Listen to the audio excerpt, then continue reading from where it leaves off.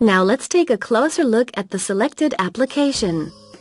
So far, the application contains the function group line. We'll now add a function group of the type circuit breaker to it. To do so, you first of all have to reopen the global DIGSI 5 library. In the folder of the device type 7SL87, you'll find the appropriate element for the function group. Drag the element out of the library and onto the SIPROTEC 5 device in the single-line configuration. DIGSI 5 then inserts the new function group into the application. Now let's take a closer look at the function group line. On the left-hand side, you can see the interfaces of the function group. Through these interfaces, you can link the transducer measuring data of a feeder with a function group.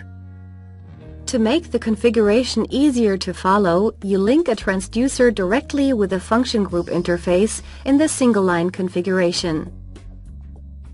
In reality, the transducers are connected with the analog inputs of the SIPROTEC 5 device, and these in turn with the logical measuring points. These logical measuring points are then assigned to the interfaces of the function groups.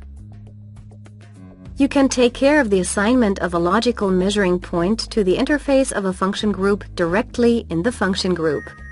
From selection lists, you choose the logical measuring points from which the interfaces are to receive the respective measured variables. If you would like to delve deeper into this topic, then open the measuring point matrix. With the measuring point routing, you can add further logical measuring points, set the connection type, and route the measuring points to the terminals of the SIPROTEC 5 device.